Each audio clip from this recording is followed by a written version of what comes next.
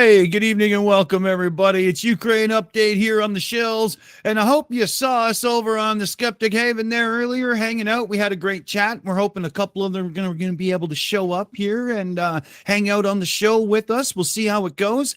But we got most of our regular players here. We've got Dave and Nick. They'll probably have a fight afterwards. You know how that goes. So before it gets ugly, we'll turn it right over to Starsky and get ourselves going with a few headlines, and we'll get right into the chatter. Hi everyone, Operator Starsky in the house. As always, very nice to see you.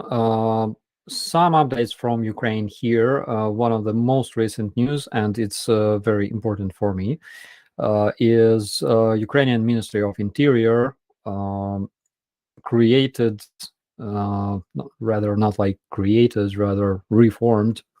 So Ukrainian Ministry of Interior announced, that's the word, the creation of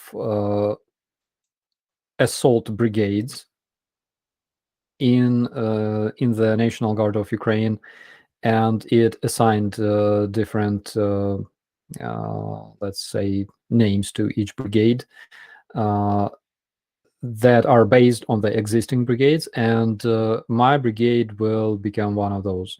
The main mission of those new old units that are created in the Ministry of Defense is to deoccupy territories. That's the direct aim of those units. And my brigade received a code name Frontier. In Ukrainian, it's Rubizh, and I think you know why it's Rubizh. It's connected to our campaign in Rubizhne, where we were defending this place for almost 4 months before it completely disappeared under Russian shells and bombs and cruise missiles. So these brigades in the National Guard, they will participate in deoccupying Russian-controlled territories of Ukraine, and we will take direct participation in removing Russian invaders from Ukrainian land, which is awesome, and it makes me so proud.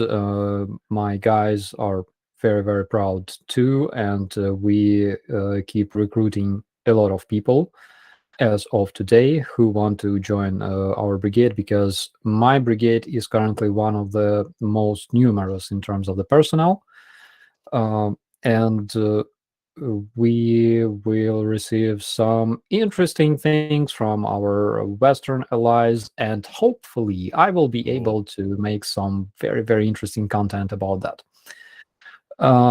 We also received some very good news from our authorities, who managed to return 16 kidnapped Ukrainian children from the territory of Russia. They were kidnapped from Kherson by Russian invaders and brought to the Russian territory. And with huge help provided by our allies in Russia, we managed to return them back, and they told us that they were very happy to return home and be able to speak Ukrainian again. At the same time, there are some very, very dark news from Russia. So Ukrainian investigators contacted some organization, some illegal organization in Russia that traded Ukrainian children for sex slavery, and I have screenshots of that chat. Actually, I don't think that I will be even able to translate it for you, because it's so disgusting. So I lack words.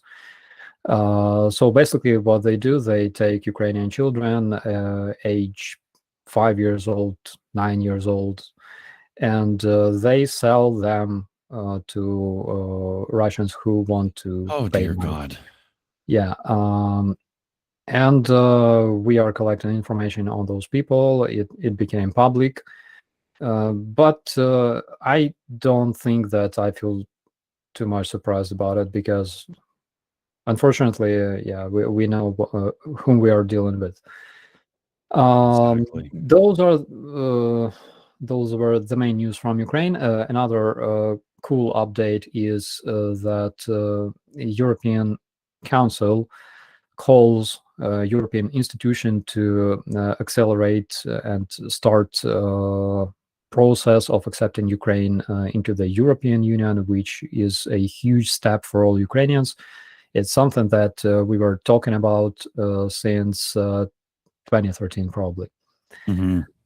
So looking forward to see some progress in this direction. And according to President Zelensky, we are talking about maybe a year before it happens. So we are very, very optimistic about it here in Ukraine. Yeah, I would like to see something like that. Absolutely. I wanted to ask right off the bat, Starsky, is there are people now already en route to being trained for some of the armored vehicles and whatnot that'll be showing up? Oh yeah. So we know that Poland announced that it can train Ukrainian tankers uh, within, I think, 5 weeks, something like that. Wow. Yeah, probably even faster, but Yeah. who knows? They were talking about 5 weeks.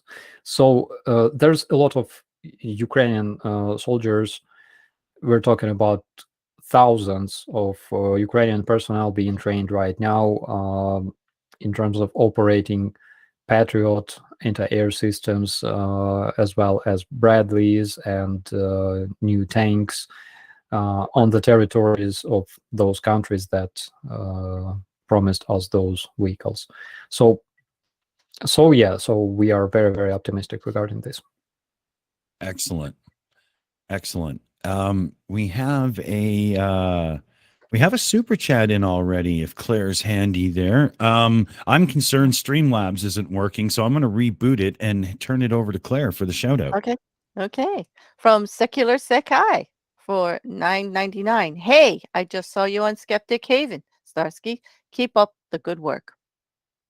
Hello. I saw you there too, by the way. Yes, indeed. That was a good chat too. That was excellent.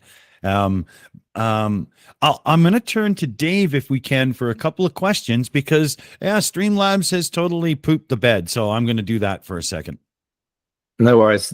I've got a few good headlines from at least today's UK press. Looking at the Guardian, bodies of 2 Britons killed in Ukraine recovered as part of prisoner swap. Have you heard anything about this? Not as of today, unfortunately. Today I had like multiple tasks regarding my brigade and all those innovations in the Ministry of Interior. But I think that it's good that they were able to return home, and I heard that there will be some kind of memorial built in Ukraine regarding the foreign soldiers. I still need to learn more details about it, but we should pay our tribute and honor to those soldiers who were fighting for Ukraine. Yeah, definitely. There's a lot of respect there. There's also something else from the Guardian saying that more than 100 soldiers returned to Kyiv in a prisoner exchange as well. If you don't know those details, that's fine. How often do these sorts of things happen? They must take a long time to negotiate. Yeah, from time to time, we have those prisoner swaps for like once a month, sometimes like once a month, once or 2 months. It takes some effort, I can tell you this, because, for example, there are still people that were not exchanged since first days of this invasion. My buddy Bogdan spent 7 months in Russian prison, and I know about one border guard who was captured in the Antonov airfield in Hostomel, and he's still in prison. Russians don't want to exchange him for some reason. I don't know. So there are different cases. They all require individual approach. But I don't think that I can talk much about it because our security service of Ukraine is mostly responsible for those negotiations. Sure. I guess it would be better, I think, if you got like a bulk of people all at once. I guess rather than drip feeding them, just like one here, two here. Does that make any sense, or just is it better to get them as quick as possible? It's a good Or question. easier? I don't think that I have a lot of expertise in this field. No worries. Yeah, that's absolutely fine. And there's another one here from the Telegraph saying Ukraine, quote, hits Russian factory making parts for Crimea Bridge. Interesting. I wasn't sure what the status was on the bridge. I thought it was rebuilt. They only managed to rebuild the automobile part of this bridge probably last month. But we know that, this factory was hit. And probably we can expect some new fireworks in the area of Kerch Bridge. Yeah, good stuff. Yeah, I suspect that to translate that into sort of layman talk, like people like me that don't understand. So that means cars can go across, but was there a train bit that got blown up that can't be used, that is typically used to transport the Russian military vehicles? Yeah, Is that right? I think some Russian military is gonna cross the road. Yeah. Okay. Enough said. That's absolutely fine. I want to go into some live chat if I can, Dick. There's some interesting ones that are being put up there. How is your Russian helicopter model kit scavenger hunt going from Rodent?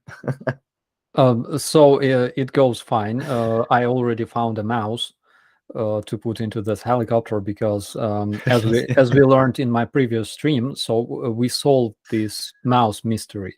So actually, the reason I found a mouse in that previous wreck of a Russian helicopter was because Russians obviously use mouse to turn the rotor blades to keep them turning,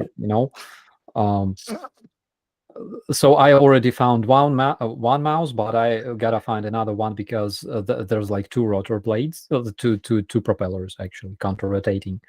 As soon as another one is found, I think that I will start, assembling all those parts. I would suggest hamsters because they might have more torque, but I'm not really sure. Hungry Rostov mouse must be. I think if you had three, you'll match the Russian air units. I think 3 will get you covered. I don't know where to find second mouse.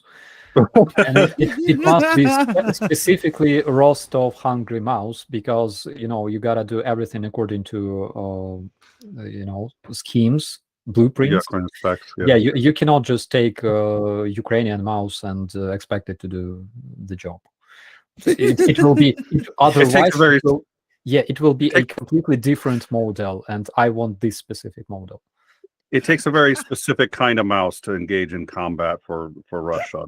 They have standards, so I think they deserve credit for that. The mice undergo some training, they get special diet. It's very important that this be done right. Yeah, they get baptized in the Russian church by Russian priests.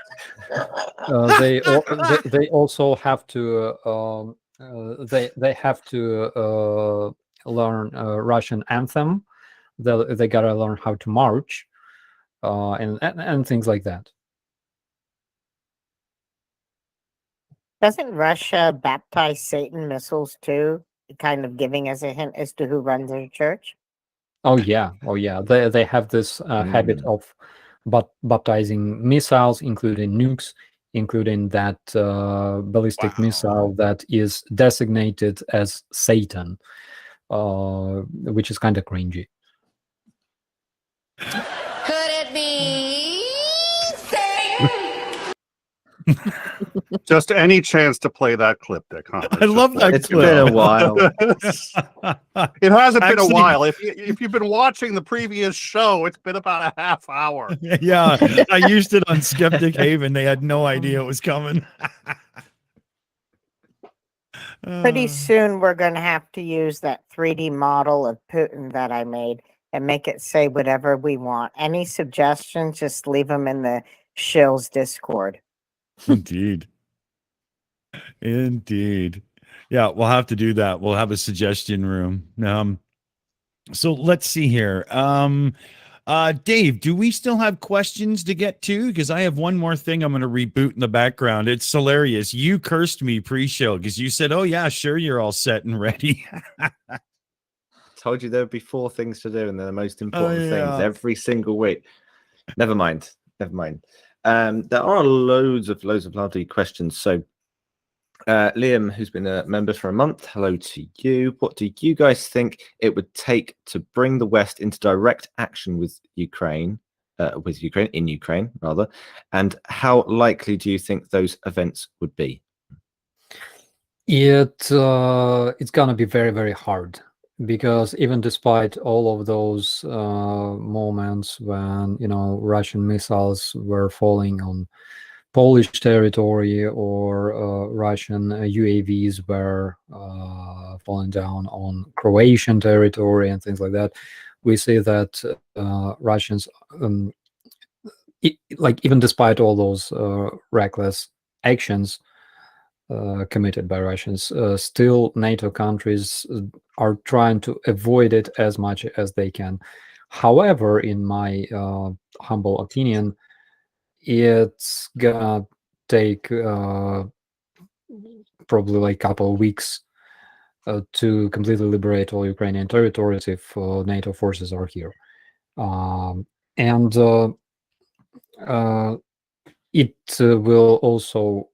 It can also help to protect Ukrainian cities from Russian cruise missiles, because as soon as there are NATO troops stationed in Ukrainian cities, I give you 100% guarantee that they will never ever be hit by Russian missiles, because even though Russians are reckless, but they are not as stupid as we think.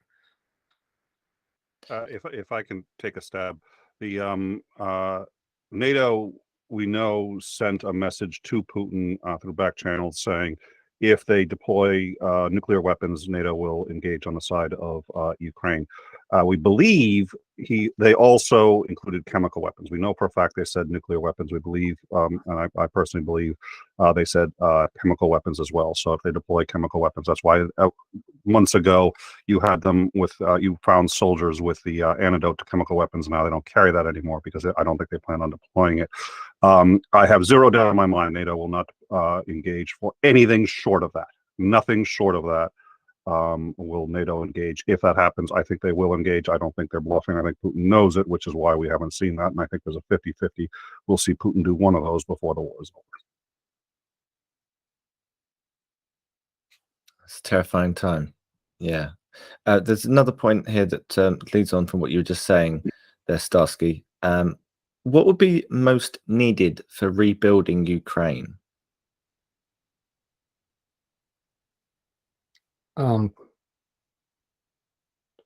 Most needed for rebuilding Ukraine? It's a hard question.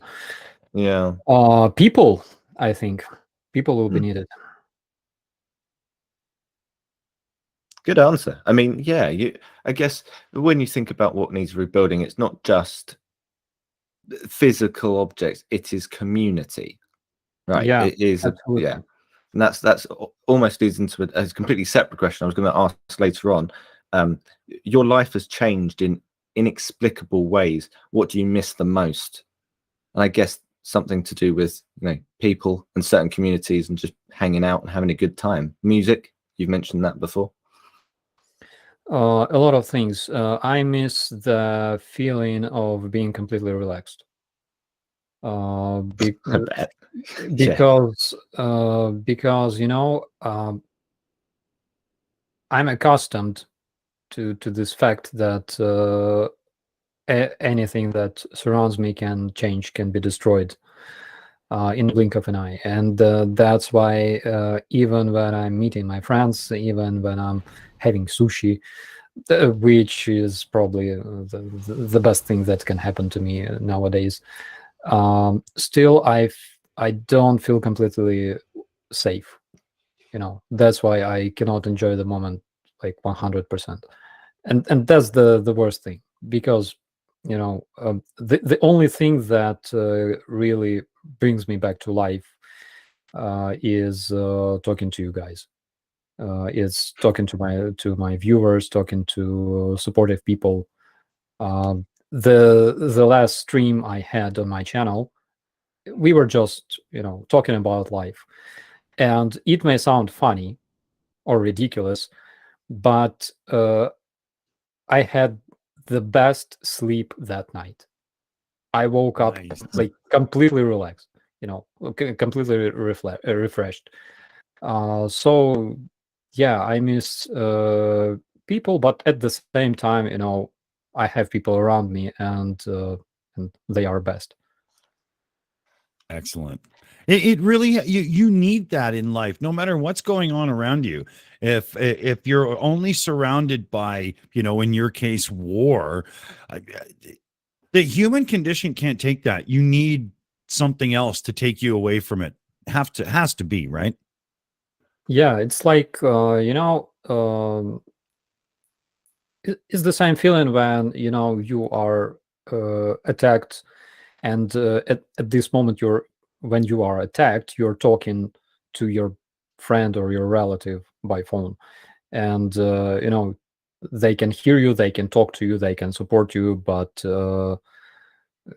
you are alone at the same time. That's like, this feeling sucks, but again, because we all feel the support in Ukraine from different countries, different people we don't know, but they're worried about us. This brings us some, I would say, some comfort and confidence. Cool. I have such a hard time even putting myself in the position of trying to imagine. We've got a few shout outs to do, so why don't we get Claire Bear in and acknowledge some amazing people. Oh yeah, here we go. Let's see. Starting with level 70 for Canadian 699. Hi, Starsky. With the new assignment for your brigade, does that mean you will be personally involved in combat operations? I hope so, because it requires my participation as well. Also, I'm a good shooter. Hopefully, Ukrainian drones will be safe this time. But hopefully, this is my job, and if I receive such an order, then I will gladly do that. From Zong 1103 for 10. Saw a clip of a Ukrainian drone life, a radio off a dead Russian. What other inventive uses have you seen? Drones seem to be such versatile tools, and y'all need more. There are so many uses. Drones were created to deliver stuff, for example, and like pizza in some countries. You can order pizza and get it delivered by drone. In Ukraine, like drones usually deliver like grenades or bombs, Boom. which is interesting. And mostly, of course, it's surveillance and physical elimination of orcish personnel. 3D photogrammetry, which is another cool thing because they're not only limited to photographing or recording the area, they can also create 3D images. And it's very cool in terms of planning operations because having just a single drone, you can fly over the area, create its 3D image, and have all the data, including altitudes, including height of some specific building, including streets. You can plan your operations more efficiently, let's say. You can totally plan your mission based on even how much your troops moving down this street, how much can they be observed from another area that is controlled by enemies. So it's awesome. There are different uses for those drones, and some of them I cannot really talk about now, but we will talk about them later. I promise. Yes. Okay. On that, Seth Count, member for 2 months for $5. Just snort whatever. At Dick Dawson is with those glasses, and you'll be cool, Andy. Whatever. Okay. And from Dubber Bob, thank you very much for 5. A pair character sticker lying on its side, asking us all, "How's it going? How's it going, Starsky?" It's going like in Ukraine. And returning to this topic of drones, by the way, there are drones catching other drones. Oh. Ukrainians used drones to destroy Russian drones, which was cool. There were a couple of videos of Ukrainian drone operators intercepting Russian surveillance drones. And currently, we received a bunch of drone catching drones that will be destroying those Shahed drones, Iranian made. Cool. So they can produce like they can jam communications and jam the GPS connection. GLONASS connection between the enemy drone and the satellite, as well as destroy it physically by shooting some net at it and stuff like that. So I would love to see that, by the way. Okay, thanks. Back to you, Dick. Well, actually, right back to you. If you check, we just had a donation come in as well. Okay, thank you. From Raven7, donated for Canadian 10. Hey, Shills, Starsky, those of us who can will come to Ukraine when victory comes. Anything we should say to Ukrainians to make them laugh? You look like you have inside knowledge. P.S. I definitely seen more dick tonight. What? Was that too much? Wait, okay. Yeah, you gotta. So if you want to make Ukrainian laugh, you gotta tell the name of your oblast. So it's, for example, when you come to Ukraine from, let's say, New Hampshire, and you say, "Hello, I'm John from New Hampshire Oblast," and Ukrainians will laugh. Okay. And from level 70, we're going to go back to drones for Canadian 699. Starsky, is that the new long-range Ukrainian drone you talked about ready for production yet? What's the latest news? I think that it's being kept in secret for on purpose because we didn't hear much about those.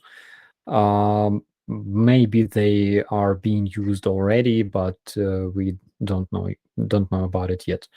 But judging from cotton that happens a lot on the Russian territory, I think that maybe they are already there.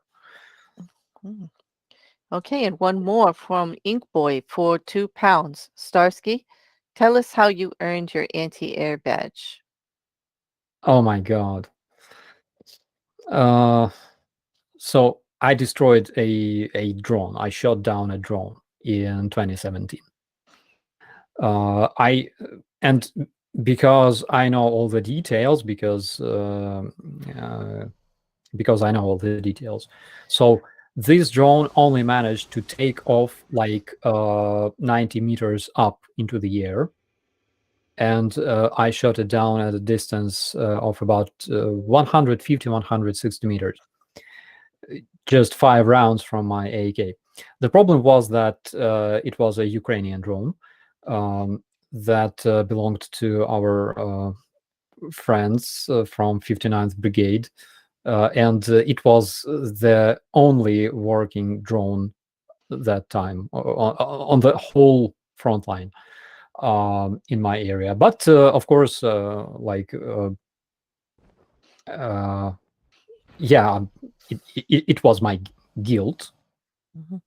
But at the same time, this drone had no identification, no Ukrainian marks on it. It wasn't waving Ukrainian flag and shouting "Slava Ukraini." That's why I assumed that it was a Russian drone, of course. Yeah. And this is how my badge, my last name from my uniform, was transferred to this wall of fame in our anti-air battalion, and it's still there. Wow. It's understandable, though. But that's a great sir. Thank you for that. From 11 Archer for £10. Starsky, does your commanders realize what an awesome ambassador you are for Ukraine and how much you're loved by all of us? Good shout. Wow. That's wonderful, 11. Or Elvin, rather. I'm sorry. Elvin Archer. Am I correct? I don't really think about it because I don't do it for receiving a promotion, sir. I do it for the greater cause. Yeah, you do it well too, buddy. Yeah, you do. And humble and genuine looks good on you. It really does. Okay. I think we're caught up. All right. Let's see here. Does anybody on the panel want to get to anything before we dive into some more viewer interaction and whatnot here? I'm fighting it, but I'm only feeling about 50% today. It's not the best day, so any direction that anybody wants to give is more than welcome. I'm having a struggle. Okay. Happy to jump in at any moment you need. Yeah. Please do then. Please do, because I am feeling just slightly lost. I need to refresh my warm drink and just feel cozy again. Well, on a previous stream, you were talking about how some people fight on the front lines, fight the Russians on the front lines, and other people fight for the hearts of normal people. And Russia cannot defeat Ukraine militarily. What they're going to be doing is trying to stir up shit through conspiracy theories, lies, and break up the Western. Well, I wouldn't say Western because there are some countries in the Eastern Hemisphere who are helping. What can all of us do to try to protect the coalition? Popularize critical thinking, probably. And nowadays, I'm very happy, by the way, that being, let's say, a fact checker and critical thinker is popular due to popular culture, Big Bang Theory, and things like that. But it really helps because there is some like strange connection, between people who believe in all kinds of conspiracy bullshit and things like that, and people who support Russians, and people who believe in flat Earth, of course. I still didn't solve this mystery, but there is a connection. At the same time, we already talked about it. There's like Russian television is famous because of two things: because of all kinds of propaganda they stuff Russian heads with, and because of their shows dedicated to like spirits, psychics, aliens. I remember I was like 4 or 5 years old back in the USSR, and I was watching those shows where they would show even like different kinds of aliens that were studied by Soviet scientists, and they would show those creepy pictures of like aliens that look like humans, but they can live like 2,000 years, or aliens that look like reptiles, and they rule the West, of course, and things like that. So they have a lot of that. It's like the reason why I was asked by one of my viewers, like, what's the reason orcs are so dumb? And that's exactly the reason, because if a country is ruled by a terrorist regime, they don't really need smart citizens. They need to brainwash people as much as they can, give them all kinds of, things to believe in. And those people are their primary target audience, basically, on the West and around the world. I don't blame those people much, because I'm the person who wants to believe. Yeah, I completely enjoy those shows about like ghosts and stuff, even though I know like they don't exist, but I want to believe. Because it's interesting, because it gives you opportunity to step out of your comfortable bubble, your like cartoon you built for yourself, and experience different things. But there's also cruel reality that we have to face. And also, would you say reality, when there's not bombs going off, etc., is far more attractive than the fantasy worlds that people transport themselves into? It's because people like comfort. They don't want to step out of their bubble, and they want this distance between them and reality, which is bomb and death, to be as big as possible. So that's the thing. People don't understand that their life can change very fast. When I was making videos dedicated to our civilians and our territorial defense prior to this invasion, months before this invasion, I was actually accused by my viewers. I was explaining what to do in case of artillery shelling, and I made one video that literally explains how all this looks like, what you will hear, how shells work, and things like that. And people were accusing me because I was scaring the shit out of them, even though war continued. You were helping. But, you were helping them. But they were so angry. Like, we have a peaceful life here, even though like the war continued for 8 years already in Ukraine. But they were like, we have a peaceful life here in Kyiv, in our bubble. You're ruining it, And then just after a couple of months, they had to hide in shelters from cruise missiles. So people who live in other countries, they don't realize that Ukrainians were in absolutely the same situation. We would come home late in the evening, kiss our kids, kiss our wives or husbands, have dinner, watch some TV shows, and we had plenty of electricity. We could spend however we wanted. We knew that it will never, electricity would never end. We'll never run out of it. And we were confident about tomorrow. We knew that nothing's gonna change. Russians were not gonna attack us, of course, because like, what's the point? Everybody knew they would never attack. And then our life changed in one night. It was so, guys, it was so unexpected. I'm not talking about myself because like I was preparing for that and I knew that Russian nature, but for people it was so unexpected. They were like, are those even Russian missiles?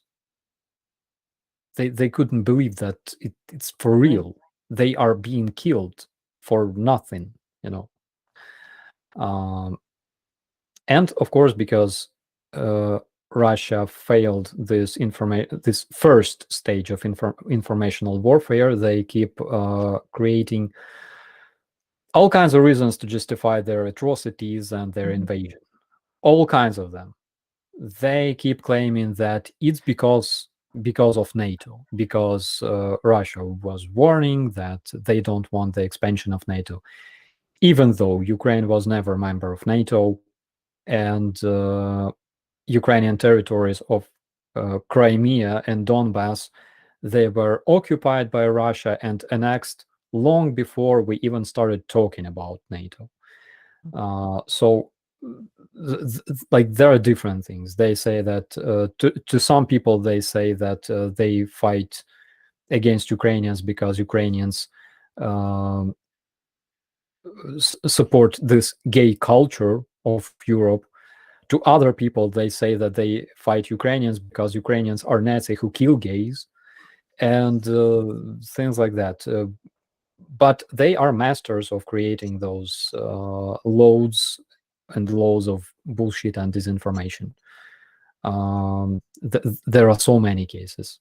Take that case of MH17, right, in 2014. Oh.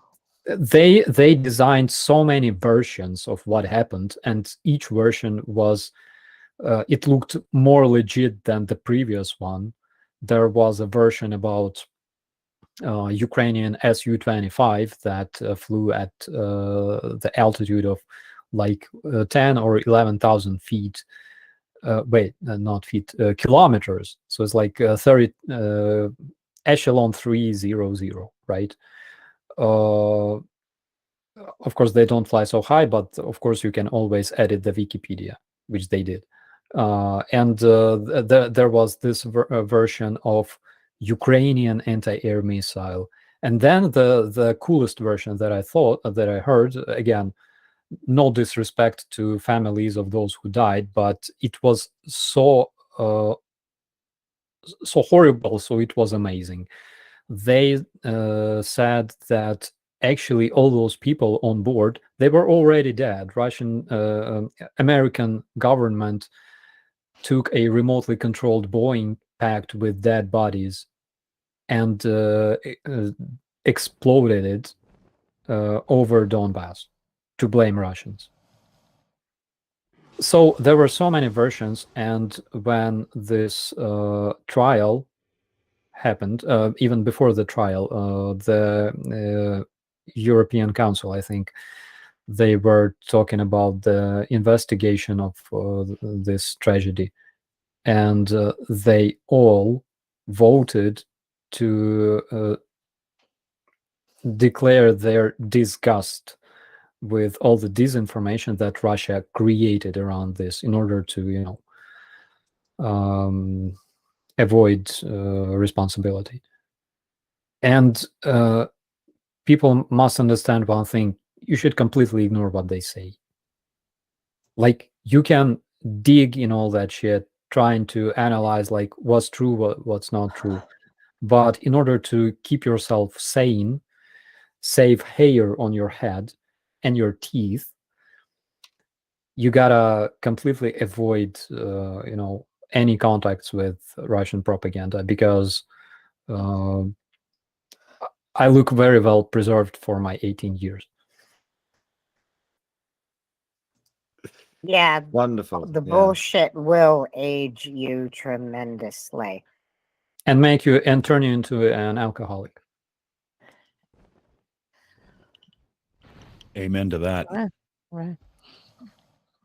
Definitely. I mean, for anyone who is interested in critical thinking, if there was some sort of book that was out there that would promote it, I think I have one. I think I've got one. Yeah, Dave, show them what you got. It's got my name on it. Oh, it's got it's fantastic fallacy. No, okay, you don't have to go out and get it. Don't worry. You should. It's an excellent publication, and it'll actually teach you something real about fallacies. They do absolutely exist. right there. All the shills have some kind of mental disorder because we've been exposed to so much bullshit researching these shows, especially when we did the Silly Shill show. Oh, God. Ah, Well, we better was let great. Claire get to it. We're my. yeah. I know this feeling very, very well. I tell you this because, when you hear a lot of bullshit that is spread by people, and some of them are people you know personally, sometimes it's like, and at the same time you realize that you cannot beat people with with a stick because it's illegal. So you have to find some explanation and try to explain those people that they are wrong, because when you're smoking outside with your neighbor who is freaking 58 years old, okay, he's he must be wise, right? Because of his age. And he tells you, so what? Poland occupies Ukraine? I'm like, what? What? He's like, yeah, Poland occupies Ukraine. They already have those maps in their trains, maps of joint Poland and Western Ukrainian territories. Like, have you even traveled in that direction for the past 50 years? No, I saw it on a Russian TV. Well, there you go. Well, there you go. Right? Like I can relate to that. You just have to scratch your head and just walk away, because some people you just can't get it right. They just can't. Worst thing, Claire, worst thing is that Russian missiles were hitting a factory 300 meters away from this person's freaking apartment. Wow. And he nearly lost his freaking windows because of that. Wow. But he keeps watching Russian TV because Russian propaganda, Russian brainwashing is something much more complex than we think about. You cannot just convince people. You have to bring them to specialists. Those are some serious blinders, though. I mean, right down the road, something that close in your own neighborhood, Exactly. tangible evidence, and danger, and it's whoop, just right, wow, that's serious. I feel for you. You have to deal with that every day. So We have that thickness over here with a lot of people, as their entire life they've sat in either churches or sat in front of the TV, and they've had huge portions of the population demonized, being filled with conspiracy theories. And most of the conspiracy theories come from protocols, which was spread by the Tsar and then Hitler and then the Soviets. I have a question for you guys. What is your favorite conspiracy theory? Oh God, that was the wrong question for the wrong channel. Jesus. Oh, Oh, God. I don't know. Can I do supers first before all hell breaks loose on that one? Because that's gonna go for hours. Like, do you mind? Oh, I'm gonna yes. think- But I'm gonna we think are, about my answer. Yeah. but we have to get back to that one because there's no way Oh, around it we now. will. One of the reason I say that is mine is addressed actually in the super chat, so that I won't have to like cause a war. But it's gonna cause a war, like not a serious war though. But level 70 for Canadian 699 says Starsky, forgive my Ukrainian Canadian sarcasm, but I love these. But would it be faster to send our weapons using our local post office? I like that. It's true. Just don't. Just yeah. Oh gosh. And here's my favorite conspiracy theory. Liam Wakefield, my friend and member of the shows, it says for a month for £5.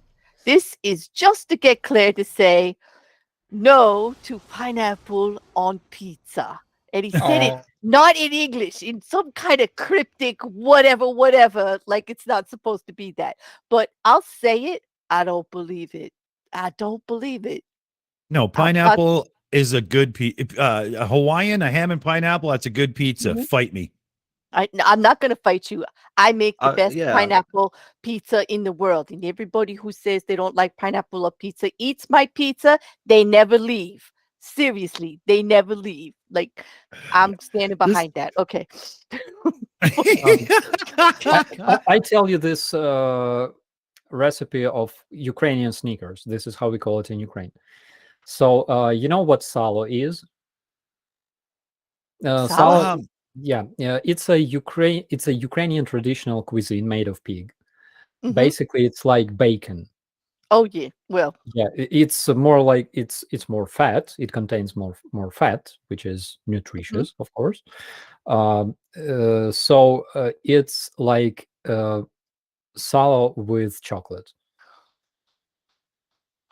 oh, I think I would like that because I do like candied bacon with chocolate. Like I've had that in brownies and things. That would be good. Mm. Yeah, I mean, yeah. you're not going to go wrong with bacon. And there is like salty bacon or prosciutto on my pineapple pizza that I make at home. So for the salt version. All right. So To or in answer to your question regarding conspiracy theories and which ones are my favorite, you have two kinds. One that Well, hold on, interests me, Commander. Hold on. Before you get into it, we got to finish super chats first, and then we're going to Yeah. that Okay. question. yeah. Sorry, let me just finish up. There's only a few more from Jean Mark Pig and Owl, member for 6 months for Canadian 10. Brandon Ukraine TBIC had an amazing babushka response of why they stay in one of his videos. Can we do a fundraiser for him to pay for generators and etc.? I think we do have that link, don't we? Somewhere Yeah, stick down there. Yeah. I think it's in the auto links in Streamlabs right now, but I will double check to be sure. And then this is for you, Starsky, from Jean Mark Pagan also. For another Canadian 10, he says, Starsky, don't forget to video this time. Okay. All right. Okay. And then from Zong, 1103, hope Futch and your aunts are doing well. Yeah, ants received their portion of water today. Okay. I don't forget about it. And Fudge ate all the pasta leftovers that I had. There were a lot of pasta. There was like a whole pot of pasta that could feed a squad of soldiers, but Fudge ate it himself. Oh, I bet she's very happy because hot pasta is like make your belly happy all the time, right? Oh, Yeah. and under duress and against my better judgment in my belief here, I will read Ink Boy's super chat for £2. No pineapple on pizza. If the things I do for you, Dick. Okay, I'm done. Yeah, we're getting played now. We're getting played. Look at it. Yeah. How do you do that thing on Discord where you find out your user number? How do you do that? down down where your messages are, where your name is, that Yeah. hashtag and the number. Just do your name and that hashtag and number all together. That's your user ID. Maybe I don't have the window big enough or something. How can I You be want so me to useless send at you this? your? You want me to send you your user number in your DM? Yeah. I can do Yeah, that. please. 'Cause Meanwhile, Commander, you can tell about your favorite. yeah. Well, there's two kinds. One, obviously, the ones which are comedic are fun in and of themselves. I also find the ones that are actually malevolent, that turn people into exactly what they're supposedly fighting against. Not necessarily fun, but interesting how in a like we have people here who say that there are the mysterious they who control it all, and then when you look at the statistics, I use like 3% are controlling everything, and then you look at the percentage of Jews in the country, and you say, oh, there's raging anti-Semites underneath this thing. There's these Seven Mountains Dominionists that want to use the state to take over the means of production and create this Christian utopia that will be a hellhole. But they're basically trying to start their own Christian Bolshevik revolution, as the conspiracy theories are slowly turning them into exactly what they say they're fighting. And we all know where that comes from when it's that malevolent, Russia. But so there's the comedic ones, and then there's the ones where the psychology, how you try to figure out how to pull people out and try to figure out how people got into it. They're interesting. Yeah, and it's so hard to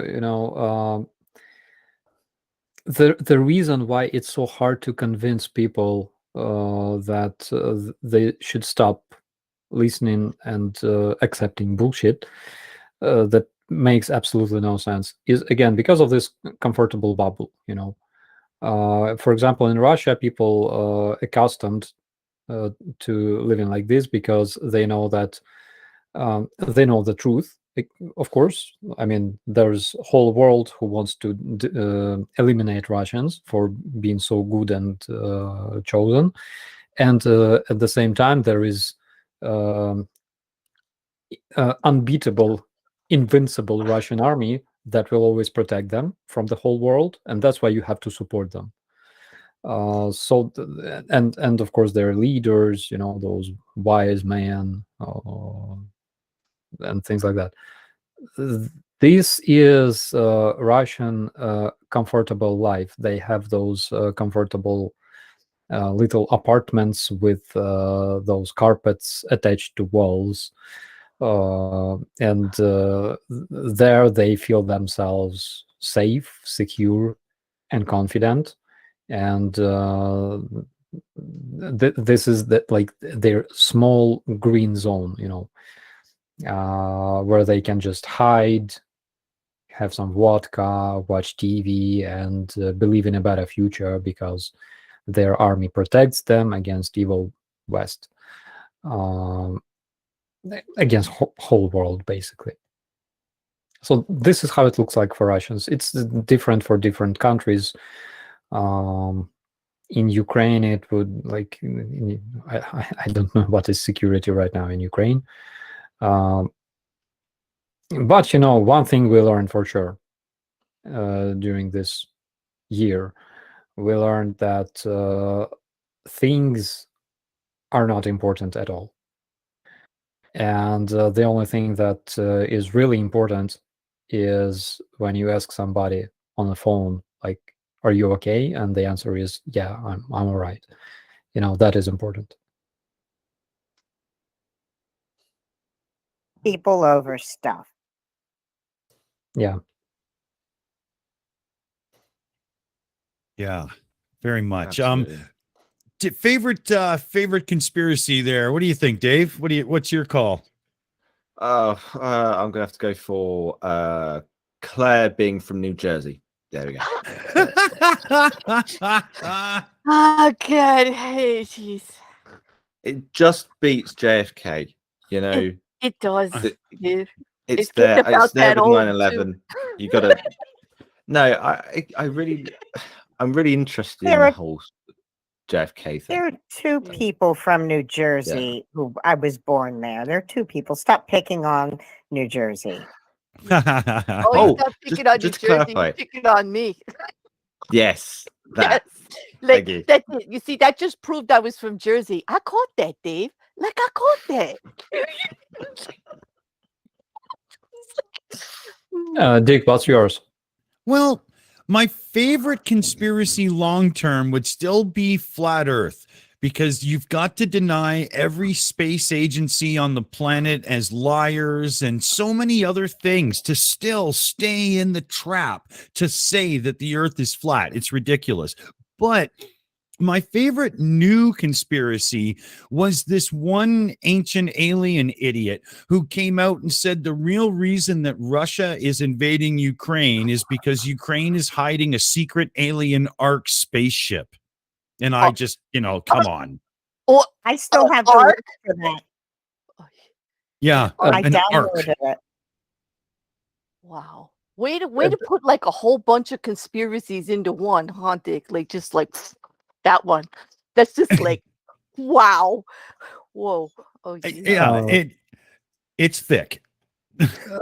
My two favorite conspiracies was first one was those giant drawings in the Nazca Desert in Peru. Yeah. Yeah. So yeah, there are people who claim that those stripes or streaks, they were actually like landing strips for Yeah.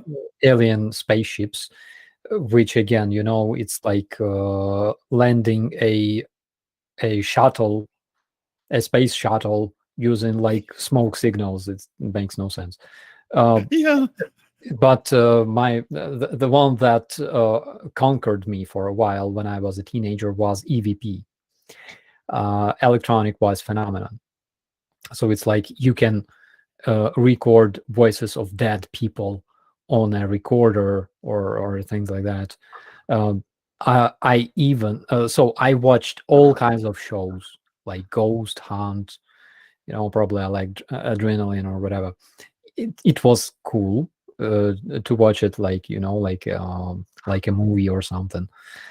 It was so cool, so much. So one time I went to a cemetery. Like, can you imagine me like a sane person, okay, with a recorder, hanging around a freaking cemetery in the night? So I spent like 1 hour recording everything, not only with a recorder but also with a video camera. And then I spent like a whole day analyzing like everything I found, which was zero, because I could explain everything I heard on the record, like 100% of it. And that's when I learned two things. One, like, of course, people in those ghost shows can do fake records. They can actually hide behind a microphone and say, "I'm 100-year-old ghost," and like they can actually do that. And another thing was that I literally killed 1 day and 1 hour of my life, which I could spend on eating some yummy food, some stuff. Wow. Wow. Don't feel bad. If it wasn't for taking a course early on in adulthood, I might have turned into a conspirator. Oh, but still, I have this trace of phasmophobia on me. That's why I like this game. It's so scary. It's fun. And in that case, what you were doing, it's harmless. unless you were doing it to get people's money, but you weren't. Oh yeah, there is this scammer on Instagram. Oh yeah. Oh my God! Today I received like 10 messages from people that this person is messaging them, asking for money, and she went further actually, because when people ask her to send them like a voice message, she sends something like "hello," Yeah. which is kind of funny and cringy, but again, people keep falling for that fake account. Wow. Um, You reported that, right? I mean, I think I saw and yeah. Did they do yeah, anything? yeah. So it's so she's very like cunning, because she has my like Starsky UA. It's my ID on every social media. It's Starsky UA, like on Instagram, on Twitter, YouTube, and then below it there's her own ID with small letters like operator Starsky. Oh my God, there's a ghost. That's fun, Dick. I didn't have time to green screen it out and stuff. I I don't just know. put it in. It is a ghost. Here, we can have a little ghost. Here. It reminds me of my one conspiracy theory by proxy was that with my brothers we used to watch like those investigative ghost hunting shows, and like they would get all excited and scream and run around. And so for one, for my brother's birthday, I bought him one of those little EMC machines or whatever that's supposed to pick up the voices. And when we found out what it actually was, they debunked the whole household at once. We were like, this? Like you could walk up to a light bulb and it got a better sound than it got a better reaction than most of the times that they had it on TV saying it was a ghost. Like, so if you pick a light switch and it goes off, you got a ghost. Like you walk near the microwave, you got a ghost. You go downstairs in the basement where your utility room is, you got a ghost. It was like really wild. Oh yeah, and it's so funny because this culture of ghost hunters, it's very, very rich. It was Like entertaining. Yeah. yeah, like they have like a whole like folklore created, like but it's very interesting at the same time. That's why it's so attractive, so they believe that like there are some specific forces. By the way, if you watched White Noise, you know what I'm talking about. There are some specific forces that you cannot ask the dead people about the afterlife, because it's something that you shouldn't know, and then those forces intrude, and then they start hunting you and stuff like that. So why it's so funny is because when you talk to people and say it's a bullshit, they go no, it's not, because there are things that we cannot explain, of course. So I tell you how it all works, and they start explaining things like people usually cannot explain. Like they have all kinds of expertise in that. This works like this works like that, but we cannot explain why. Operator Starsky, ever watch Scooby-Doo? Oh yeah.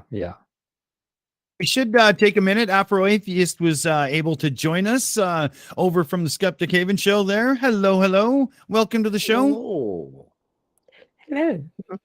Hey. Hello. Can you see me? Yeah, there we are. Right. Okay. Good. Right. Hi, sir. Right. Hello. Ooh, Welcome over. So good to be here. Yeah, we were talking about our favorite conspiracy theories. You gotta tell about yours. I'm not sure I've got any conspiracy theories. I know quite a few from the African cultures. There's loads of them. I think I've always been a skeptic. I've always never thought there was anything to these claims. But I remember one, and one of them was, if the middle of your palm, if you get an itch in the middle of your palm, it means that money's on its way. There's Oh. loads of money coming. So yeah, it never happened. I would get the itch, but just never any money. So I don't know about that. There's That's a there's really a interesting legend one. that I know of from Africa about it. There's this monster that targets the person who sleeps lowest, but they're lowest to the ground. But I'm trying to remember. Someone explained it to me. It's on well, not explained it to me. Someone explained it on Cheese Mondo's channel about 3 years ago. Have you heard of that? And it turns out the explanation is because the CO2 settles low. No, I haven't heard that one. No, haven't heard that one. But there was an explanation for it. Interesting. My favorite resource, internet resource that it was the first real website that I actually opened for the first time in my life, was pantheon.org, and it's still there since middle 90s probably. And it's a precious resource because it contains all kinds of folklore from all around the world. You can type any kind of, I don't know, you can find anything there, like from Polynesian mythology, African mythology, Ukrainian mythology, anything. That's why it's so cool. And I'm still surfing it time to time, but it's so interesting that in different cultures there are some myths or like spirits or gods that that are basically the same. Mhm. Like Ares in Greece and Arai in Ukraine, like two completely different cultures, but it's like completely same stuff. Yeah. Which was my call sign, by the way, because I was a company NCO back in my days. Cool. I think for me, when it comes to these conspiracy theories, is how it's the toxic ones, the ones that are potentially dangerous, the ones that involve animals and children. Those ones usually are problematic. Things like, oh, if you see a cat middle of the night staring at you, it is it's a witch. It's been sent to you. Those sort of things. If a baby is crying in the middle of the night, and what was it now? I can't seem to remember. It's just lots of these things that people cannot explain, right? These are natural phenomena that people cannot explain, but then they just add their own little twist to it, Oh, and yeah. someone else just gets on the bandwagon, and before you know it, little children are being accused of witchcraft. You find a 2-year-old. There's a video circulating. This 2-year-old child had been abandoned and kicked out of the home because the child was suspected of being a witch. And this white lady, Anya, I think she had come visiting that place, and she saw this emaciated little child on the street. Right, there are videos, there's pictures of this child, and this was going back a few years ago. She took this child in, and you need to see him now. Looks nothing like the witch they said he was. So I struggle with, especially in the African perspective, when it comes to these conspiracy theories. Some people just run with it, and Yeah. just people get accused of things that's very We got absurd. we got crazy people in the flat earth community that are now specifically purposefully targeting children. It's straight up indoctrination, not looking good. And there's a lot of people out there looking for it and reporting it. So, do your part if you see one. You can tell because it's marked as made for kids. And they actually do this in Yeah. YouTube Studio. They click a button that says made for kids. And you can tell because there'll be an advertisement for the YouTube Kids app underneath. It's Pretty crazy. shit situation. Yeah. Yeah. Yeah. Although interestingly, to throw something out there about the whole critical thinking thing, it's interesting how certain people justify testing the claim. So if you run with the idea for a little bit, and just go, okay, well, yeah, maybe it's true, even though you're saying like it's about witches and all these other silly ideas. How would we test that? How do we go about proving a particular idea and getting them to engage in critical thinking that way, and just probing them with questions in a very street epistemology sort of way? You could change, I guess, the really wonderful phrase. I can't remember if somebody specifically said it, but I'm saying it now, so I'm attributing it to me. If you change one person's life, you don't know who else they're going to talk to, or who they would have talked to had you not talked to them, and that could change 1,000 people's ideas.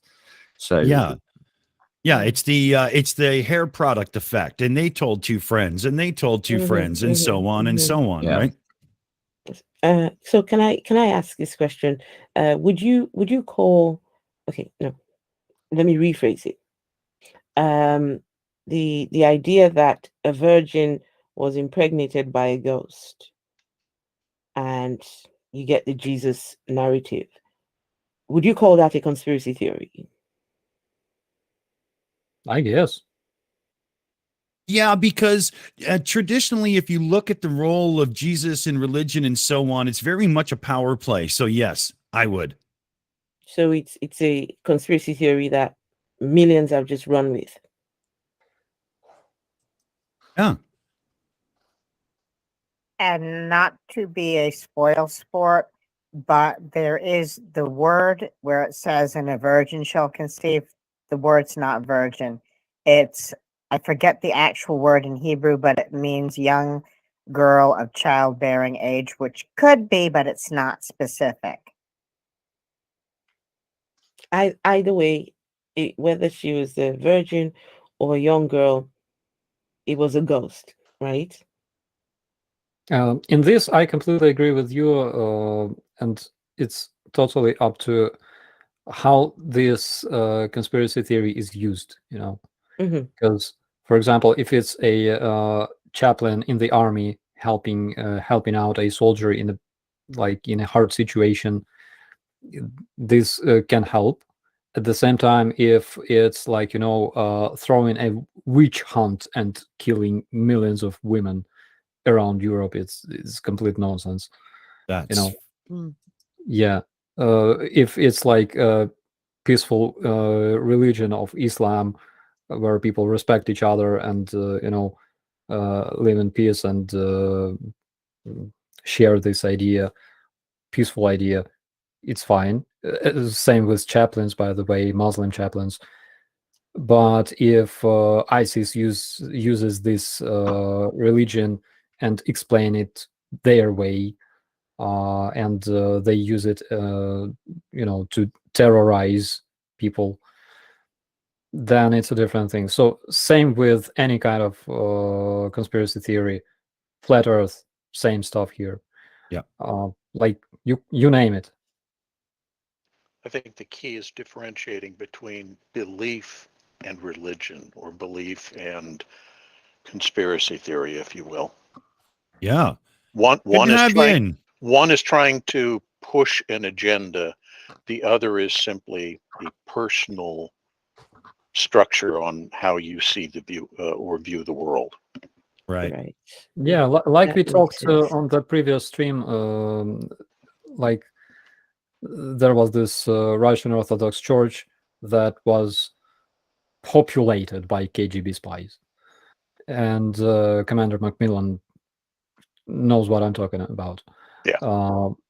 So they used people's belief to collect information about society and pass some rumors to KGB. So it's the way you use it. You can use knife to cut sausage. You can use knife to cut heads. Good analogy.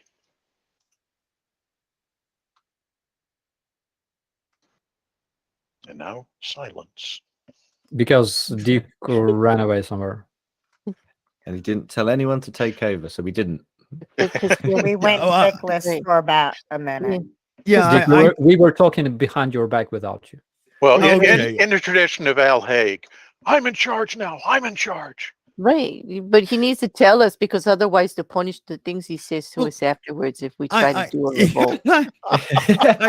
I put it in the green room, but then I got up right after hitting enter, and as I got up, I went, "Well, that's not going to work." I mean, I haven't waited for everybody. Yeah, I was just gonna raise my hand, which they wouldn't have saw, and called BS because there was nothing in the green room. yes, there is. I just Well, put now it in. there I'm is. Now yeah, but there is. maybe yours is on a delay, but that's what I mean. I normally wait for a response, and I'm just so out of it today. I was just like do, and I just fucked right off. I'm here trying to Okay. find the green room. Where on earth is it?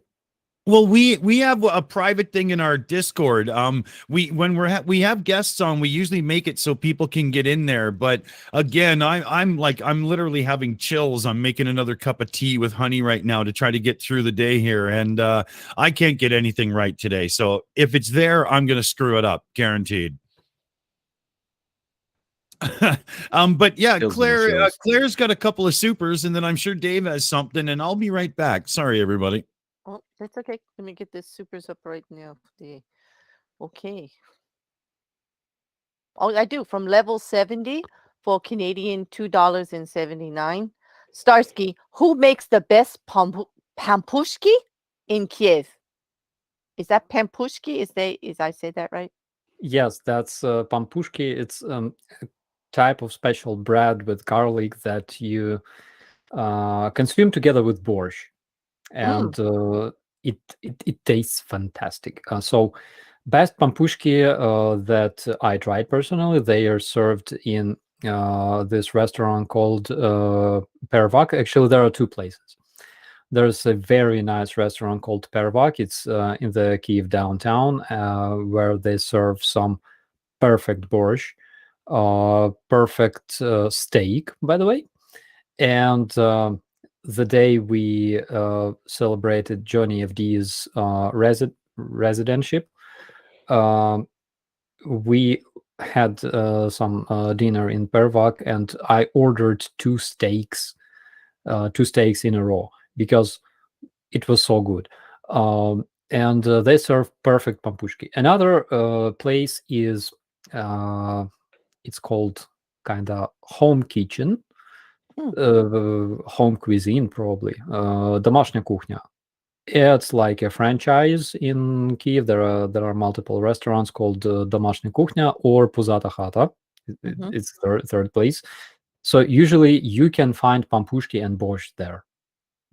Yeah, but they are so good. And homemade pampushki, oh my god, it's like small pieces of bread with garlic and salt, and they smell so good. And you gotta eat it together with borscht. Oh, it sounds delicious. I am a big borscht fan also, but oh damn, do you good. put, Now I'm hungry. Same here. Do you put sour cream? I do not put it in it. I put it on the side for everybody. I prefer mine without, but I serve it that way. Some people like their borscht pink, and no, I'm a deep purple girl. There you go. Like I like it. Just the way it's individual for everybody. You shouldn't put it straight away into the big pot. Everybody should put it for himself. I judge diners here in New Jersey by that. Like if they don't serve it straight, if they serve me that pink, if they serve it pink, I'm like, no, I don't want it. Like I send it back because that means they're making up their mind for you, and it kind of separates. I don't like it. Yeah, but what makes borscht special is that when it's hot, just prepared, it tastes completely different from the borscht you drop about a bit of sour cream into, because if it's like too hot, you can drop some sour cream in it. And when it's completely cold and just out of fridge, you can still consume it, and it still tastes, and it already tastes in a different way. Wow. So yeah, it's a single dish that can taste so differently depending on the situation and sour cream, of course. Yeah, here in America, I Question. don't think most people eat it warm, but it is when you first consume it, because I know my nan does it that way, and she serves it with boiled potatoes and bread when it's hot. You know, she'll make a meal for everybody before she cans it, bottles it up, and puts it away cold. But all right, one more super chat before you go, Commander. From Zong 110345. Would love to hear you tell us more Ukrainian ghost stories sometimes, Starsky. Well, I guess they like that idea that you have ghost stories. Ukrainian ghost stories. Mm-hmm. Oh my God. There's so many of them. I know you probably know about this little spirit living at home called Homer, I think. Oh, Yeah, so we have that one in Ukrainian culture as well. Some people, like when they have some problems at home, and again, it's from Ukrainian folklore, if they have some kind of problems, their things disappear, and things like that. Pipes break, they take a small plate of honey or milk and leave it in the kitchen overnight, and then everything like gotta return back to normal. I think there's a good explanation to this. Sometimes people age and their memory deteriorates. That's why they don't remember when they where they put stuff, money as well. That's one explanation. And regarding ghosts, oh my God. We didn't have much shows in Ukraine about ghosts. I know in Russia they have some, and there was this kick-ass ghost show in the New Zealand. I think it was called Ghost Hunt. The reason I like this show was because they never found anything, like no evidence at all, except for that those investigators were so scared. Yeah, so it's so funny. But yeah, guys, you remind me about that Phasmophobia game. It's so cool. Gotta play it when I have time. There's like a whole folklore in this game. Again, it's very scary because you gotta play it like in a complete darkness. And I liked before the invasion, I liked to play it in a dark room myself without help of other guys, like offline, without multiplayer, because it was so scary. Yeah. and we have one more from Ink Boy. Have you ever tried cold borscht, perfect in the summer? And they're referring to the cold recipe prepared Lithuanian style, I believe, that they prepare it cold from the start. I've never heard of that. Wow. Yeah, I never heard about that either. I know there is some specific dish called okroshka. We have it in Ukraine, and it's prepared using, I think, sour cream or milk, and like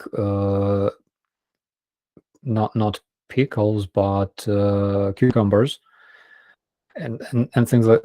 Basically, it's like salad with milk, and it tastes like it has a sour taste, and it's cold. Oh, okay. So there you go. All right.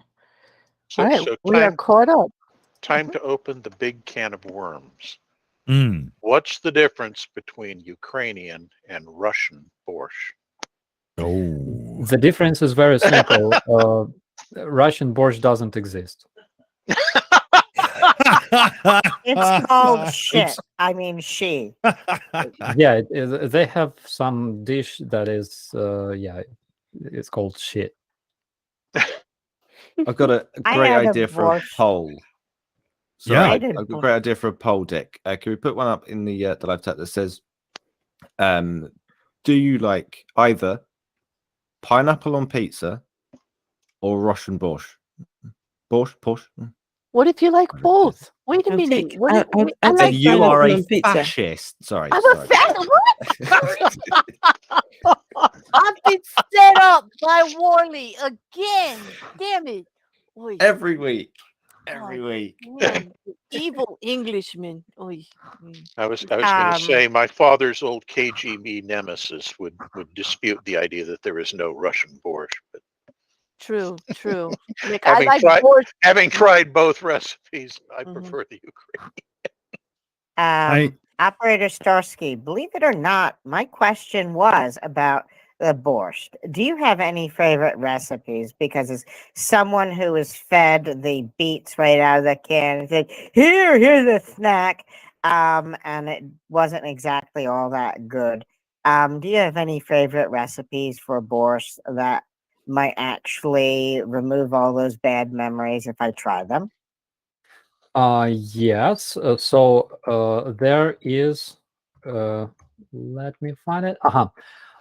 There is a recipe of a green borscht, and I'm sure Green. that you probably didn't hear about it. This one. Oh yeah, made with cabbage. Yeah. No. Oh, It's there is a cabbage one. It's a borscht actually. Mhm. That is cooked without beetroot. That's why it's not red. And they put like sliced boiled eggs in it, and they also add this plant that is called sorrel. Sorrel. Yes. Yeah, I know. I know sorrel. Yeah. So in the end, you have like a green borscht, and it's so good. So it tastes different, of course, but again, it's like our local dish, and highly advised to try it. Some specific recipes. I was blessed being surrounded by different women who cooked it for me. Sometimes men.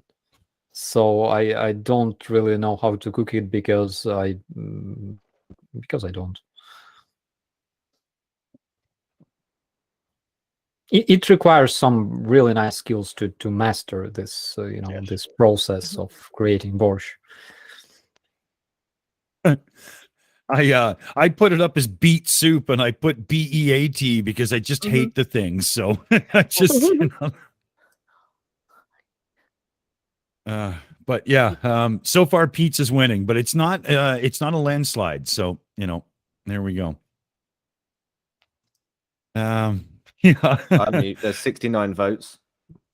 Did we get all caught up on super chats? We did. How We about did. before? Yeah. So before we wrap it up, we shouldn't be too much longer. We should get a couple last questions out from Dave there from the viewers, and then we'll not have beet soup. No.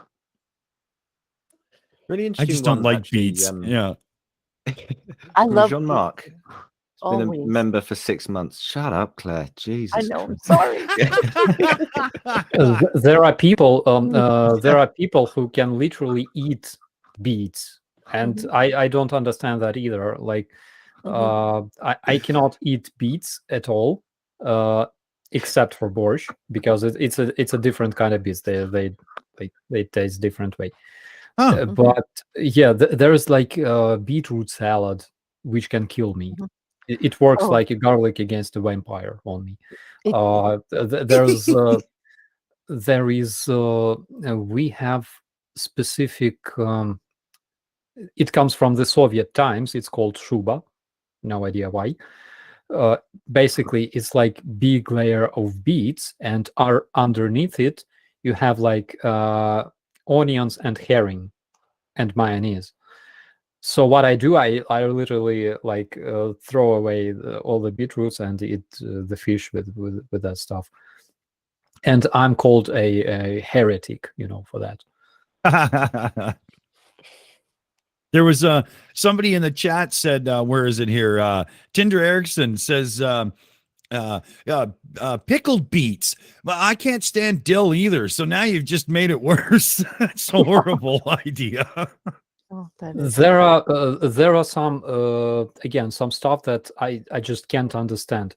It's like pickled watermelons. Why? Pickled watermelons. Yep. Why? You can't even imagine. Yeah. Then there's pickled garlic, and the smell of this stuff can kill you. Mm. Hello, durian fruit. Yeah, and pickled beetroots. Until today, I didn't know it exists actually, and now I will have nightmares. Exactly.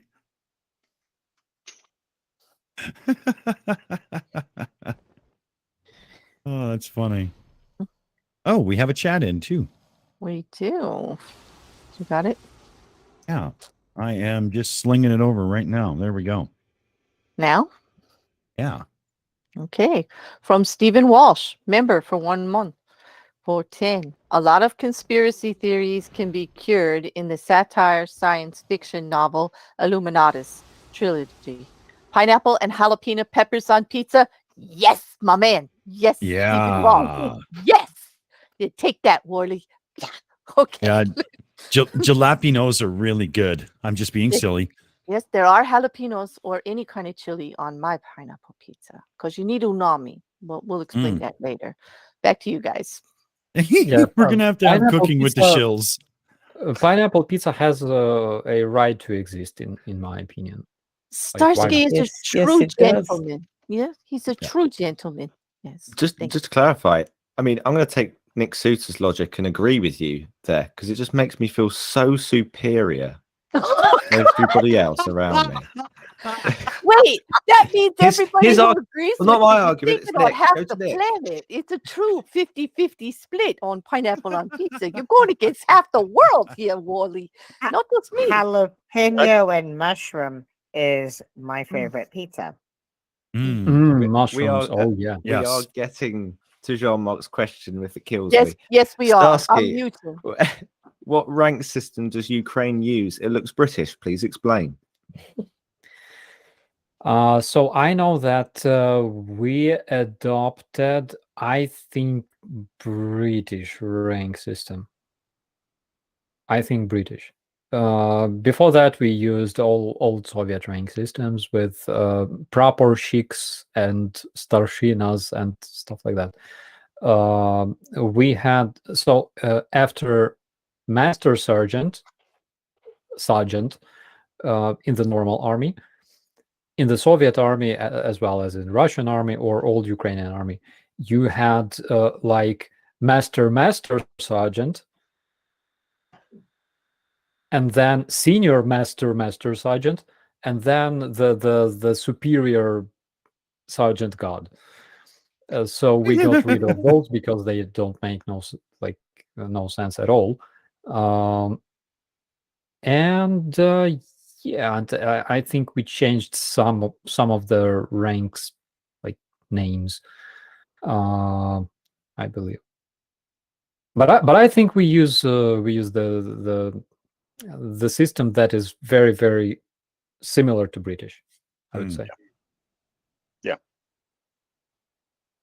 We've got some positive feedback on the idea of doing cooking with the shills. So we just might have to get this going. And, by the end of a full year, we could have a cookbook out and stuff, proceeds to, whatever needs proceeds at the time. That'd be pretty cool, right? I hope you add some African dishes in there. Oh, good call. Good call. Absolutely. I The know. spice combinations are great. There's some good stuff. Oh, I've got a taste for some real Jamaican food. A singer in a band with me for a good 4 years. His family was up from Jamaica, and wow, did he teach me how to eat proper? Oh, do they know how to eat, man? Wow. They know how to use pineapple as well. Yeah, Dave, Anyway, Dick, may I just say I'm an excellent cook and I'd like to help you with that show, but could we boycott the Englishman, please?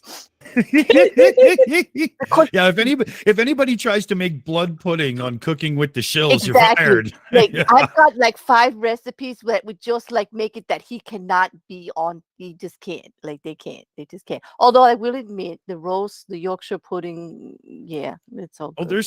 there's some good in there, definitely. But you know, I don't think there's- Dave can do it though, but there is some good in English cooking. I'm just saying. I have an idea. Mhm. Because 100% this show, Cooking with Shells, will fail unless you have a hungry bald man from Ukraine who will taste all that. Exactly. I was just going to Yes. invite you to taste all the recipes, Starsky. I think that's a great thing. It's a dual Yeah, purpose. yeah. We can have like 2 different shows. There will be like cooking with Cooking with the Shills and Eating with Starsky. Oh yeah. Yeah. Simulcast. Awesome. That's a great idea. And both of those shows, they don't have an Englishman named Worley, do they? Like, Well, I hear Nick Suter's going to show up and teach us all how to make a good hot dog. So there you go. oh, that's not going to be good. That's not good. Oh, yeah. Well, and then we gotta have one drinking with Dick, by the way. Oh, there Oh, you yeah. go. Now we have it all out. oh, I think we've had a few too many of those already. Let's be honest here. Who are we going to do the dessert show with? Those are Oh, every music night. Yeah. Yeah. Sampling international MREs. Oh, mhm. that's not bad. Yeah, so somebody That's not bad. somebody jokingly posted this. They said, if we want Ukraine to win the war, all we have to do is give them French MREs. I agree on that. I can confirm that. I had one. Yeah, It was the best day of my life. but I'll tell you this: when we were in Somalia, the one MRE that everybody wanted and they would, trade anything for was the Italian MRE. It wasn't so much that the food was that great. It was very good, but it wasn't superb. It was because it had a bottle of white wine, a bottle of red wine, and a bottle of cognac in it. Wow. Wow. That's Well, you have that's to have a put little your effort. ass on the ground shit. This is how you win wars. Yeah.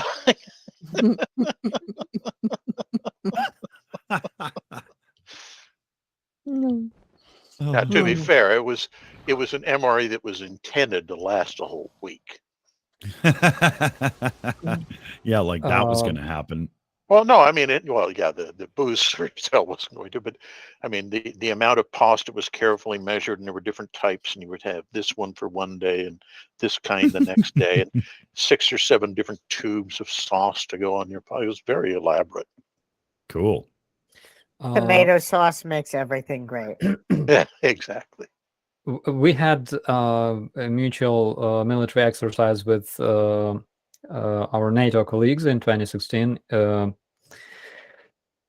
So everybody, all the participants of those exercises were supplied with American MREs. I'm sorry. No, it was fine. It was a different problem. So my guys brought me a bunch of MREs, like of the same kind. The menu was with tortellini, I think, something like that. Tortellini and Tabasco sauce. And everybody would take my MRE in exchange for those. I didn't care much, but I asked, like, why do you all have, why do you all hate this specific menu, this specific MRE? And everybody was like, it's very hard to go to bathroom the other day. Like the next Yeah, day. you'll get constipated. Yeah. No, the one that almost everybody I know who ever had to consume MREs, U.S. MREs, hated the worst was what we jokingly referred to as the 4 fingers of death, because it was 4 little beef sausages in some god awful kind of sauce. Yeah. I mean, you wouldn't feed it to a dog you didn't like. Butt sauce. Yeah, I still remember that story when Ukrainian MRE, the old kind, it was bad because it contained 3 portions, like breakfast, lunch, and dinner in a single pack. But out of everything in it, you could only consume some sugar and 1 can that was packed inside. There were 3 different cans of stuff, usually with some very, very distasteful porridge. Nobody liked it, but there was 1 can with meat, some very good meat, and some sugar that you it was all you could taste. There were crackers that we used to start a campfire because, as a fuel, because literally. And basically that's all. We would feed the porridge to the dogs and stuff. So during those exercises, there was an American serviceman who came up to us and said, "I would like to change my MRE for Ukrainian MRE." And I was like, I was running towards this gentleman, screaming, "Don't do this!" Oh, do it. Yeah, and my guys took me away. Yeah, they did like this, They took me away, and they gave him like 1 portion of the MRE of the pack, and I have never seen that man since that day. So you're saying American-Ukrainian relations never recovered from an American eating Ukrainian MREs? I think some. And you wonder why Biden's reluctant to give you guys certain pieces of ordnance. Yeah, that's the reason why we still don't have long-range missiles, I think. Okay, there you go. Oh, that's funny. Oh shit. Well, looking at the time here, I think we're pretty close. Anybody want to, anybody got something they want to deliver before we're down for the count and all at a range? We got Claire, yeah. I got 2 super chats to do before we go out. Oh, perfect. How did I fuck that up? Okay, yeah, please. Oh, thank you. I don't know, but I still have 2 super chats. I'll do those. Dave Cernek for Canadian $2. He says, "Here's a couple of bucks just for the halibut." Awesome. I love With a it. nice little smiley face. And then the Snark also for £2. More euros for the sheer, unadulterated halibut. See, okay, we're doing the cooking show. That's it. Thanks, Yes, that's guys. it. Yeah. Thanks for the humor, guys. Okay. Back to you, dude. Awesome. So yeah, let's see here. I guess we'll just go around the room and say a little goodbye and say what you want to say and all that lovely stuff. Let's turn to the Afro Atheist, our first time guest on the show, and hopefully we'll see more of you. Any thoughts and shilling and things you want to say before we're done here? You caught me at a really bad time. I just popped something in my mouth. Oh, No, sorry. no, it's fine. It's fine. Absolutely fine. Yeah, I am over there on my channel, the Afro Atheist. I'm also on TikTok as well. Same name, the Afro Atheist. I particularly focus on Christianity in Africa because it's a huge problem. There are lots of pastors and preachers that have somehow used the God character to enrich themselves, and people have gone along to believe them. And it's really sad that you have lots of poor people. They have a God belief, and they think that help is coming from the skies. I just have to give some money to this preacher and I will get a blessing. Some of them have been made to believe that there's such a thing as miracle money, that somehow God will put some money in your account. So these are the things I try to talk about on my channel. So yes, if that's something that interests you, yes, catch me on there. Excellent. Excellent. Thank Here's her you. link again right there, fellow babies. You know where to go and check her out. Awesome. Let's turn to Commander Lance McMillan there. I was a little late joining us today. I wouldn't be too much of a stretch to say he was plumbing new depths in his world and taking care of things. R. Yeah, it took a lot longer than I expected for just an estimate to get some work done, but whatever. Yeah. Not much to say. It was, I think, what I caught of it, a good show. There were a bunch of things I would have been interested to talk to Starsky about, and we can share some thoughts there. But there's plenty of time to do that, I'm sure. Yes, absolutely. Absolutely. Glad you could at least pop in for sure. Yeah, it's fun. Awesome. We'll go up the list here and we'll go to the man who literally wrote the book on fallacies. Link coming up again, David Worley. Thanks, guys. It's always fun.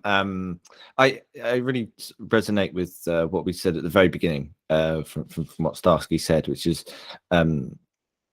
almost, it could be rephrased into that meme where it says you have two lives, one when you're born and one when you realize you only have one life, and you have to realize you can lose everything in a blink of an eye. And so yeah, it's very poignant that you bring that up, because you've obviously moved on to that second life, as it were. Good shout, man. Good shout. Let's see here. Oh, we've got Claire. Very well said, Dave. Oh, just again, a great show. I like hearing the personal things that Starsky adds to it. But it's really important to keep up with the updates on what's going on in the important part of it too. But it was quite enjoyable today. I hate agreeing with Dave, but I absolutely do. I'll give it to him, but he deserves it. Like, yeah, it was very well said. Very well said. And we have a lot of fun with these gags around here, that's for sure. Yeah, we'll turn to Commander 401 now. What do you think? This was a great show. A few things that I'm working on. These are 3D animated, let's call them hucksters, equivalent to the bullshit artists African atheist was talking about. Some of them even peddle Kremlin bullshit, and I'm going to be doing a video, but I have to sift through their endless amounts of spewage and then give them therapy. And then let's see. Okay, that's not loading. Now, I had a video that I recently put up, the Orc Slayer. It's absolutely wonderful, and you know, it's a tribute to the awesomeness of the armed forces of Ukraine. And I promise you, when the Shills do our cooking episode or whatever, we will not be using orc meat. Yeah, and check out Commander's channel. Link is down in the description there, and there's some really good usage of Blender and Unreal Engine and all kinds of great effects and whatnot going on. You'll really like it. Fuck yeah. Yeah. So let's turn to Operator Starsky for thoughts and wrap-ups on a day where we've done a lot of streaming, eh, buddy? Oh, yeah. As always, it was a huge pleasure for me to talk to you guys, to answer questions of our viewers. They are awesome. And I'm awesomely hungry right now. That really did it for me too. And we want to give everybody the urge we always give you. You know, get on your local politicians. Make sure you're doing all you can to push to make sure that your local government, federal government, however the structure works your way, is doing what they can to support Ukraine. I do believe with a really concentrated push by everybody, we can get even more done. On that note, we're going to wish Starsky a safe and happy week, happy as it can be. And it's a good day from all of us here on the Shills. Take care, everybody. We'll see you all soon. Stay safe, Operator Slava Starsky. Ukraini. Good night. Yeah. Bye. Bye-bye. Kill the orcs.